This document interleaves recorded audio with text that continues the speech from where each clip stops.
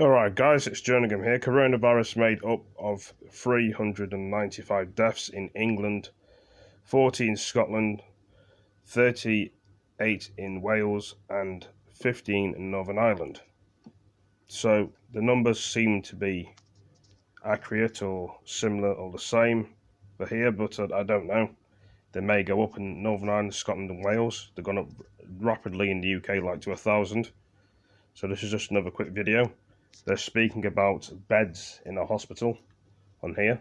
In hospitals where anaesthetic machines, ventilators are already used for surgery. Well, more ventilators they're talking about. There must be still a shortage of them. And that has already occurred. You may have seen some of that in London hospitals. And that's almost doubling the capacity that we have already.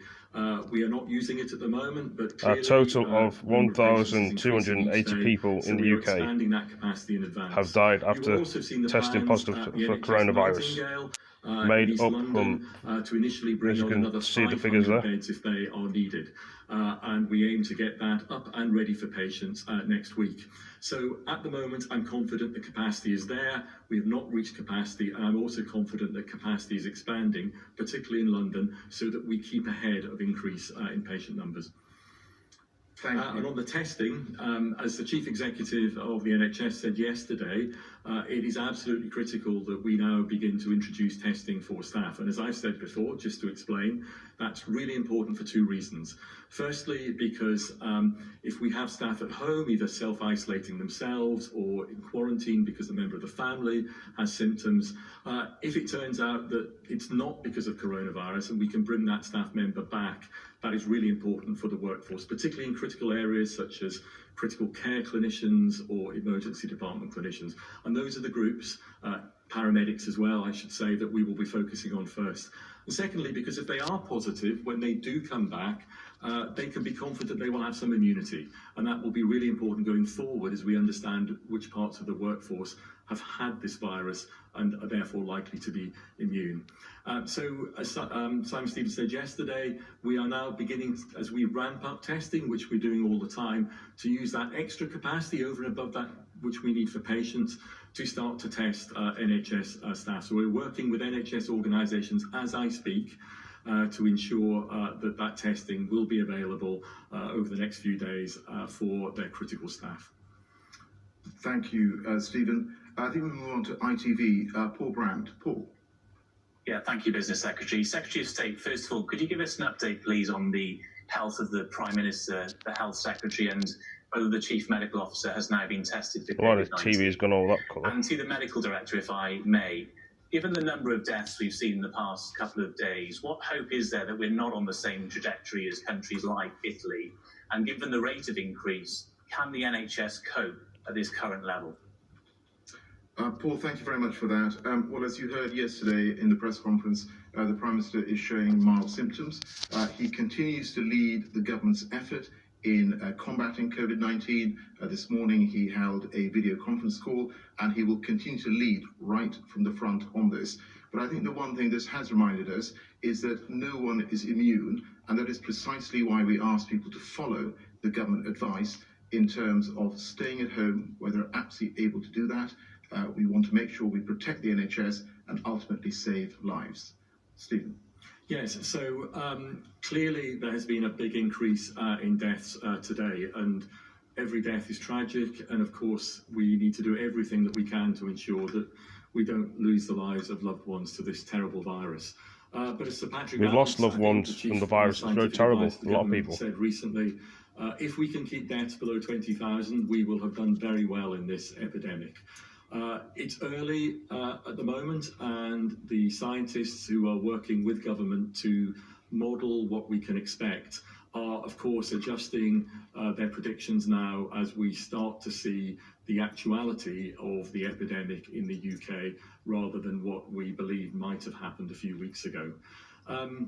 If we do reduce the deaths to a level which is below what we initially thought, I want to be absolutely clear. That won't be because we are somehow lucky. It won't be because somehow the virus is acting in this country differently from any other country. It will be because every citizen in this country, the British public, have complied with the instructions that the government has given based on the best scientific evidence to reduce the transmission of the disease. We can beat this virus, we can reduce the number of deaths, but only if we reduce the spread and the transmission. Now is not the time to be complacent. Now is the time to really, really lock down and hone down on what we've been asked to do. As I've said before, it's not somebody else's responsibility, it's all our responsibilities. If we are to ensure that we keep within NHS capacity, and of course, as I've said earlier, we are extending capacity all the time, every one of us has a part to play, and we know that can work. Great, thank you very much for that. The next question is from LBC, Ben Kentish. Ben. Thank you, Ben Kentish, LBC. Secretary of State, you've told people to stay at home, but you've also told them to go to work if, of course, they're unable to work from home. At LBC, we've had lots of calls from people saying they simply don't feel safe at work.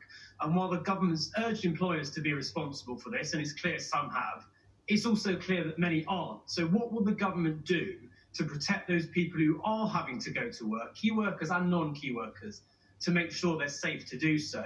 And if I may, to Professor Powis, last week Boris Johnson said he was confident or hopeful that we could turn the tide within 12 weeks. That was before these more extreme social distancing measures were introduced, and there's now some talk that the peak could be as little as 3 weeks away. Are you confident we can now turn the tide sooner than 12 weeks? Thank you. Ben, thank you very much for that. So we've always been very clear right from the start of the situation is that we will be led by the scientific and medical advice. And that also applies to the framing of any guidance that we have put out when it comes to how people should conduct themselves when it comes to work.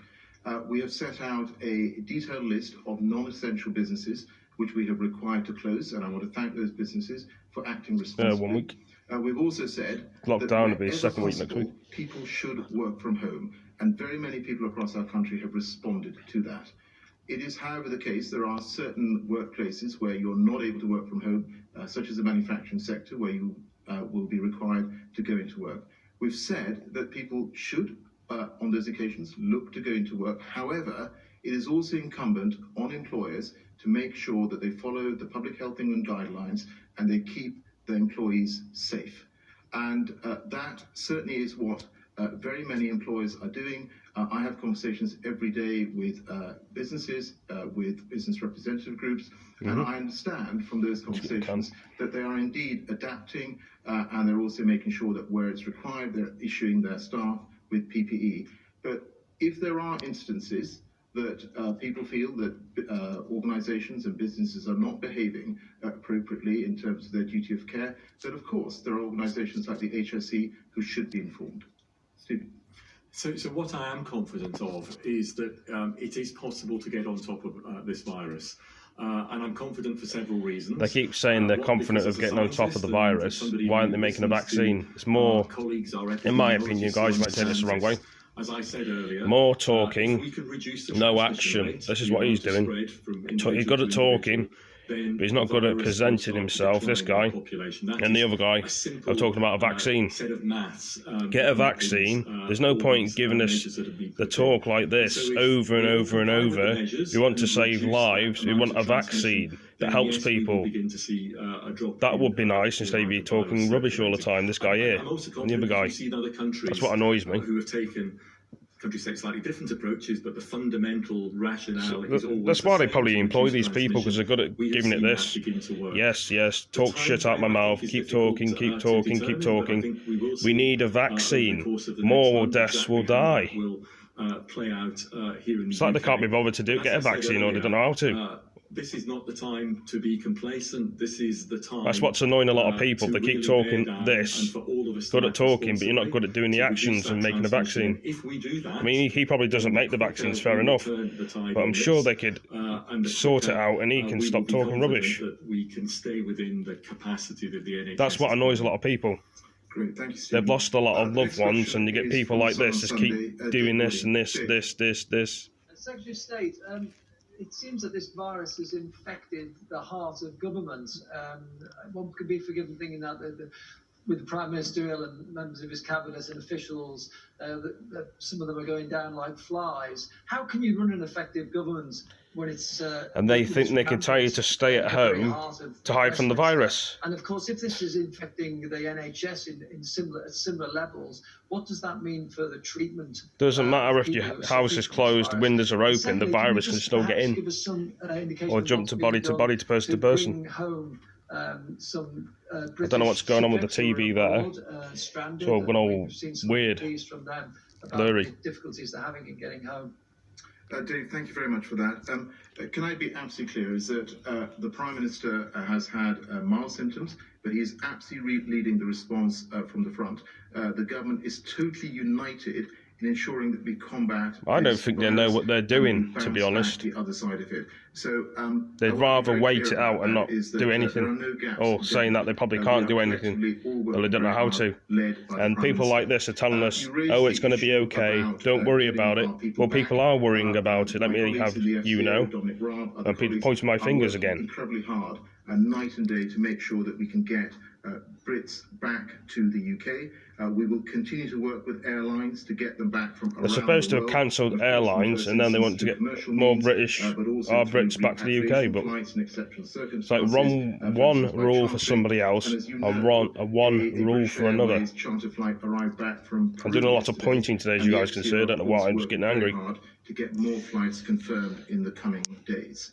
Stephen, did you want to add anything? Yes, so NHS staff are obviously critical for the reasons that I've mentioned and the reasons you know, and they are, like any member of the public, a possibility that they will get the virus. Clearly, we keep them protected at work, but they too. If you're protecting people, one reason, why is this guy not wearing a mask on his face?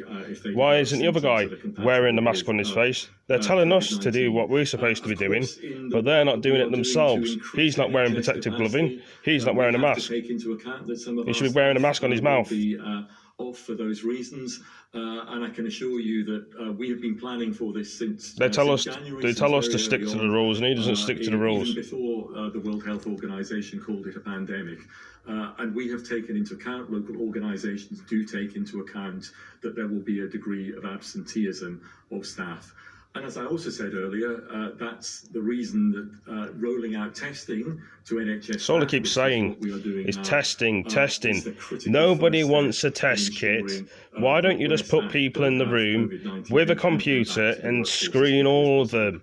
Then you'll be able to tell who's got the coronavirus. Is from the Sunday Telegraph. But you'd rather do silly testing kits all the time. Thank you. The government's talked about hospitals now getting the quantities of protective equipment that they need. Can you guarantee that all hospitals will get the same level of PPE, like the FFP3 masks? That's Professor Powers. And Mr. Sharma, the government's appealed for help from industry to produce ventilators. Is it getting the support it needs to produce PPE and tests?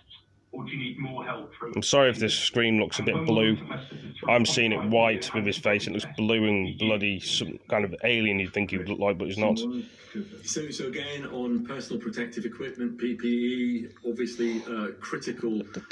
They really do not have a clue what they're doing, in my opinion. With COVID-19 and to the protection of staff.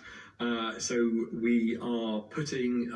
they say they can run the country and help the people. Organisations constantly, so over 170 load of rubbish of the very highest level masks in the last couple in my of weeks, opinion. And just in the last couple of days, 40 million gloves.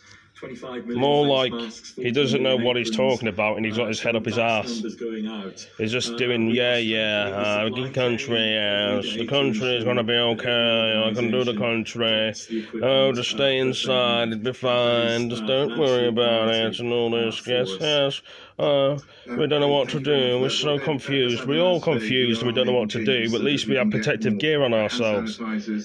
You're telling us to wash our hands and have hand sanitizers. Why don't you put a mask on yourself? Specifically in terms of PPE, the measures that we have undertaken. Obviously, they don't know how to. They don't know safety and standards. Care about things. In my department, has written to notified bodies on this issue. The notified bodies are the ones that are recognised as experts. They keep saying the same shit over and over again. And we have asked they don't seem to care. That's my opinion. And some people probably won't like my opinion, but that's just the way it is. To the front of the queue. Thank you. I think we have one final question from the Mail on Sunday. Brendan Carlin. Brendan. Good afternoon. There's a lot of people angry in the UK, not just because of the coronavirus, but it takes people's lives, people's loved ones, people's family members. That we could be on course for a much lower number of deaths than at first feared. We're not going to be on a course for lower of deaths. The deaths are going to go up.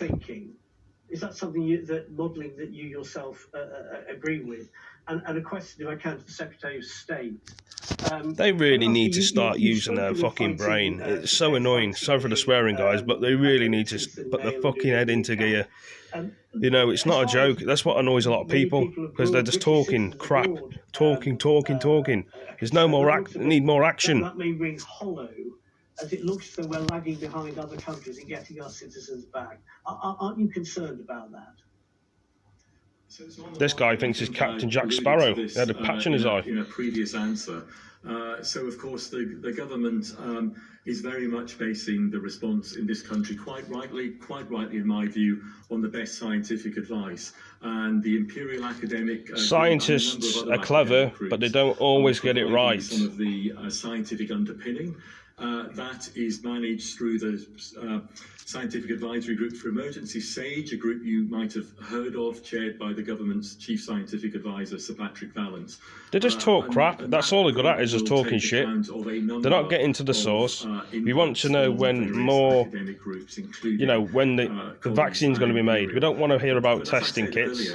And the number of deaths that arise out of this epidemic in the UK, if it's less than 20,000, as Sir Patrick Vallance said, that would be a good result, although every death, as I've said, is they don't seem to realise, as long as it's not coming their way, they don't care about anybody else. If it's to do with their area or their family, then they care. If we stop the transmission of the virus. That's what's wrong, in my opinion. I sound like a broken record player on this, but you do sound like a broken record player. You're supposed to be helping the people.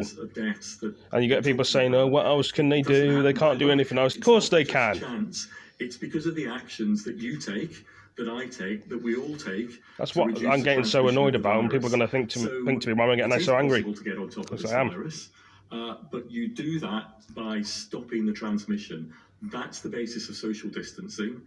That's what the government has introduced on the best scientific advice. That's what other countries have done, and we have seen in previous epidemics. Get a vaccine. We don't want to hear you talking this. That's all he keeps doing, is that. Thinking talking's going to make it faster for the vaccine. Talk. That's why I'm getting angry. He keeps talking shit, talking rubbish, not irrelevant. But the reality is incredibly simple. I don't want to hear anything else out of his mouth, nor the other guy. Stay at home. If you're stay at home, isolate, that again. And that will result in fewer deaths and less pressure. Just keep saying that, fewer deaths. The thing can still kill you. Regardless of staying at home, going outside. What if a neighbour has it? Oh, you're thick. Where there have been other options for British nationals to come back to the UK, we've so thick. You step outside, you can just get it. Stay in your pissing house and get it. Back from Peru yesterday, and we will continue to work round the Never known a bunch of thick people in my life. Our people back. Thick in a bloody loaf of bread. And I think that's the final question. Can I just end by saying that we are doing absolutely everything? Yeah, of course you are. You're doing everything. That's why it's taking you so fucking long to do stuff yourself. We have to make sure that everyone follows the advice that we Everybody's been following the advice. It's just you just keep talking this crap. Stay inside. Let's hide from the virus. Stay inside, yes. The virus won't get us in the house. When the windows are open, we can just go through the windows, go through the doors. Fuck off. Today's Downing Street briefing, and joined by Professor Stephen Powis, the medical director for NHS. Tell you what, they annoyed me. They're just not doing anything. They're just talking. They're rubbish. They're good at doing. But anyway, hope you all enjoyed the video. Give it a like, give it a comment, share it with your friends, and I shall catch you in the next video. Peace. Absolutely ridiculous. They need to do more action. And people are saying they're doing what they can. Whatever. It's like they're delaying it, slowing it, delaying it. They're not even... Anyway, guys, thanks for joining me. Peace.